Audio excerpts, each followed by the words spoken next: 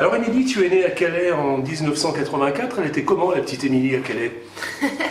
Elle était comment? Elle était bien, joyeuse, un petit peu boulotte.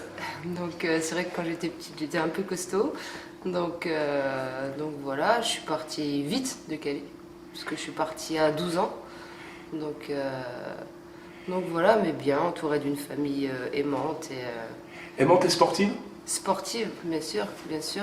Toute ma famille, que ce soit du côté de mon père ou du côté de ma mère, faisait du basket. Donc pas à haut niveau, mais ouais, j'ai été très vite dans les salles de basket en fait. Alors t'accompagnais tes parents, t'allais voir jouer tes parents Oui. tout bébé dans le berceau quasiment. Quasi, ouais, bah ouais. Ouais, ouais, c'est ça. Donc tu as baigné dans le basket, c'était tout naturellement, donc tu t'es mis à jouer au basket. Tu as commencé à quel âge Émilie? À 6 ans, je crois, ouais, 6 ans ou 7 ans. J'ai essayé d'autres sports avant, mais bon, c'était pas génial. Danse classique, gym, mais non, basket quoi. C'était basket vraiment. Basket, ouais. Le basket, ça a vraiment pris pour toi donc une partie de ta vie. Tu as fait une belle, très très belle carrière puisque tu as été donc vice-championne d'Europe en 2002 junior, c'est ça? Je ne me C'est ça. trompe pas. C'est ça. Tu as été championne de France en 2005 et en 2015. Ouais. C'est ça aussi? Avec Charles Lezo la première fois. À l'époque, c'était pas la Ligue 2, ils appelaient ça la Nationale 1, mais ce qui correspond à la Ligue 2 d'aujourd'hui.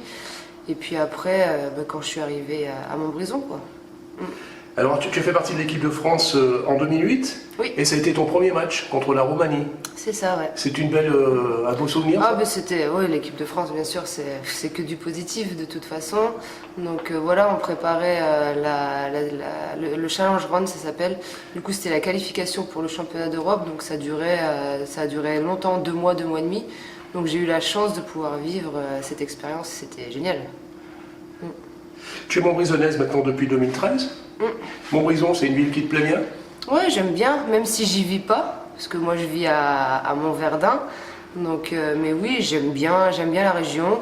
Ça me rappelle toujours un peu le nord finalement, parce que c'est quand même des anciennes cités minières et tout ça, et les gens ont un peu le même état d'esprit. Du coup, La même mentalité que dans le nord. ouais, du coup, je m'y sens bien. Tu te sens bien. Alors, tu es une fille intelligente, Émilie, au-delà du fait que tu sois une joueuse brillante, et tu sais qu'un jour ta carrière de basketteuse elle va s'arrêter. Donc tu as anticipé ça, donc tu as une autre activité en parallèle au basket?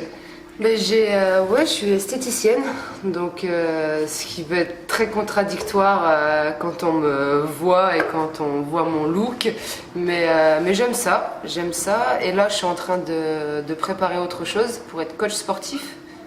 Donc d'ailleurs cette semaine j'étais en formation, et puis après j'aimerais rester dans le basket et faire coach basket. Et garder quand même ton institut en parallèle? Ouais, c'est tout garder. Après, c'est une organisation, c'est un peu compliqué toujours, hein. C'est toujours les horaires, mais une fois que tu gères bien chaque potentiel métier que j'aurai, ça ira. Alors, une journée d'Émilie, c'est quoi? Une journée type, je me lève généralement pas trop tard, 7h30, 8h grand max, je suis levée parce que souvent je commence le boulot à 9h ou même plus tôt quand il y a des gens qui veulent plus tôt. Du coup, moi je m'adapte aux gens. J'aime mieux travailler le matin, comme mon entraînement à midi, c'est bien, comme ça je peux travailler jusqu'à 11h, 11h15 à peu près, et après je vais à l'entraînement. Après je travaille pas mal avec le Seniorland aussi, du coup le mercredi souvent je suis là-bas, donc je vais voir mes petits papis-mamies qui d'ailleurs viennent voir le match samedi, qu'il y en a certains qui viennent voir le match, donc ça me fait plaisir. Du coup, voilà, après-midi, sieste, parce que j'aime faire la sieste. Et puis le soir, ça dépend, des fois je retravaille encore l'après-midi, entraînement, et parfois même quand on a entraînement pas trop tard, je fais des massages le soir. Donc des fois j'ai des journées où j'ai pas grand-chose, et des fois c'est bien chargé. Alors Émilie, c'est travail, mais en dehors du travail, en dehors du basket, en dehors de l'institut, tu as des passions? Moi, j'aime bien la musique, j'aime bien après tout ce qui est les cours de fitness. Je vais beaucoup à Energym, faire tous les cours de Zumba, Body Pump, Pilates, donc ça me passionne. Après j'aime aussi le cinéma, donc j'essaie d'y aller, mais c'est vrai qu'avec nos horaires c'est pas toujours simple, donc voilà. Alors je t'ai demandé d'amener une photo. Quelle photo Ouais. as-tu choisi? Alors ça c'était compliqué, une seule photo. Alors c'est une photo il y a 2 ans. Mes parents sont venus passer le Noël avec mon neveu et ma nièce, donc les enfants de ma sœur. Et du coup on a passé une journée au ski avec ma famille. Il y avait ma famille de sang, donc mes parents et mes neveux, et ma famille de cœur d'ici, de Montverdun et de Saint-Étienne. Et du coup on a passé une journée tous ensemble et c'était très sympa. Il manquait juste ma sœur. Donc, qui n'était pas là mais qui est venue après me rendre visite l'été d'après. Donc voilà, on voit pas grand chose sur la photo, il n'y a pas tout le monde, mais ça reste un bon souvenir pour moi parce qu'il y avait tous les gens que j'aime en fait. Alors, Mis à part ma soeur. Tu as parlé de ta sœur, je t'ai pas posé la question tout à l'heure, tu as des frères et sœurs? J'ai une sœur. Tu as une sœur grande qui est sportive aussi? Non, qui a fait du basket en étant plus jeune, mais non, qui a arrêté très rapidement. Autre chose que je t'ai demandé, c'est d'amener un objet.